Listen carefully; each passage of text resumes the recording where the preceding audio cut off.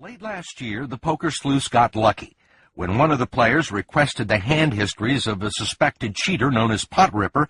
Someone at Absolute Poker inadvertently sent them an Excel spreadsheet with 65,000 lines of data that include all of the cards that had been played in thousands of games against hundreds of Pot Ripper's opponents. It allowed Michael Joseph, an Australian computer security expert, to recreate some of the hands as the cheater would have seen them and turn them into a video, which he posted online, along with a statistical analysis of the cheater's win rate. So what we have here is we have a whole lot of people in the middle, which is pretty normal. They lose a bit or they win a bit. A few people got lucky for a bit, a few people were losing a lot of money. Right up here in the very top right-hand corner, we have the cheater.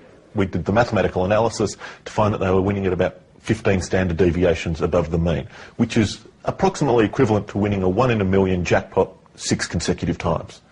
Now, this sort of stuff just doesn't happen in the real world.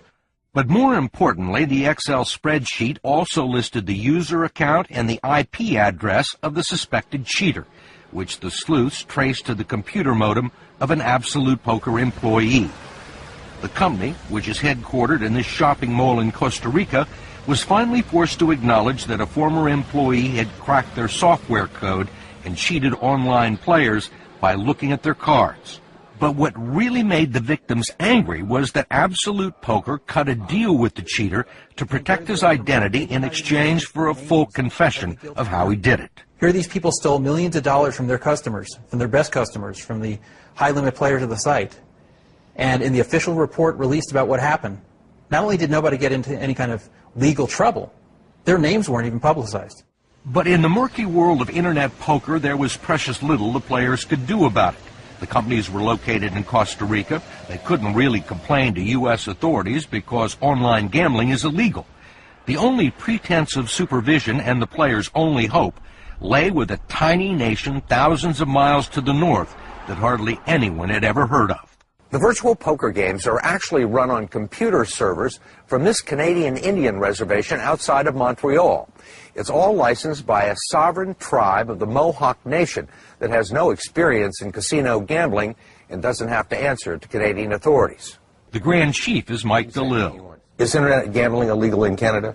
Yes, but we're not Canadians. We're a member of the Haudenosaunee Five Nation Confederacy, and we're Mohawk and Yakahaga people. We're not Canadian.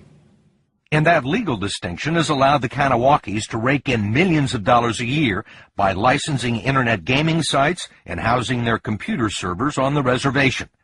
They now register and service more than 60% of the world's internet gaming activity from this highly protected and nondescript building that used to be a mattress factory. We drove by with the Washington Post reporter Gil Gall. This is nondescript. It takes nondescript to an entirely different level. Yeah, it does. The operation is overseen by the Kanawaki Gaming Commission, whose 3 commissioners operate out of this building. It meets in secret, is independent of tribal leaders, including Chief DeLille, and its investigation of Absolute Poker and Ultimate Bet have been neither transparent nor particularly aggressive. A lot of the players who were cheated suspect it's because the owner of the discredited sites is Joe Norton, a former Grand Chief of the Kanawakis who helped establish the Gaming Commission that cleared him of any wrongdoing in the scandal. The commission fined the 2 sites a total of $2 million, ordered them to repay the losses to players who were cheated, but Absolute Poker and Ultimate Bet are still in business. Look, here you had a gaming commission that was originally set up by Joe Norton, and his 2 companies come before the board, and they get a slap on the wrist. Well, I don't think it's a slap on the wrist. We are comfortable in saying that through the Gaming Commission, they have done the investigation saying that he didn't have a part in the cheating scandal. Why didn't the commission suspend his license? Well, they were afraid that if that was happening and the rug was pulled out from under them, so to speak, that the players wouldn't be paid. Neither the Gaming Commission nor Joe Norton would talk to us, but in a statement, the company said they were victimized by insiders and former employees and accepted blame for overlooking the security problems with its software. The only clarity in the investigation was provided by Frank Catania, a former director of New Jersey's Gaming Enforcement Division, who was hired by the tribe to look into the cheating that the players themselves helped expose. We owe it to the players themselves for finding this out. Catania found that the scam at Ultimate Bet went on for 4 years and says the mastermind appears to have been a former giant in the world of poker. Do you know who did the cheating? Well, one name has already been has been released by the Ganawagi Gaming Commission. That's a fellow by the name of Russ Hamilton, A former champion at the World Series of Poker. That's right. In 1994, Russ Hamilton won $1 million and his considerable weight in silver for winning the main event at the World Series of Poker. According to the Gaming Commission, Hamilton and 5 unnamed conspirators used multiple screen names and accounts to cheat online players out of more than $20 million. And so far, they seem to be getting away with it. Because of jurisdictional issues, no criminal charges have been filed, and no one even seems to be conducting a criminal investigation. We're willing to work in collaboration with anyone who wants to bring these people to justice. In this case, you have somebody who you know was cheating. It's like the person's gotten away with it. I believe that anyone else, named or not, will be brought to justice if they can be found. That's really the defining factor.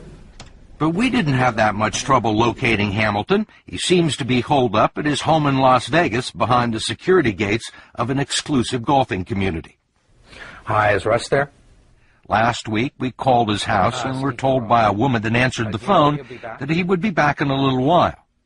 We left a message, but he hasn't returned the call. If you hadn't investigated this on your own, do you think it'd still be going on? I'm sure it would be going on. The people who did this were very greedy and very blatant.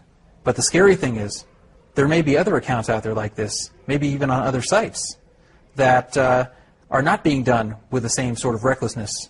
And maybe this has been going on more than just Absolute Poker and Ultimate Bet. Maybe it's going on in several other places, and maybe it's even still going on these sites. I'm sure there are people out there right now figuring out, here's a way we can do it again.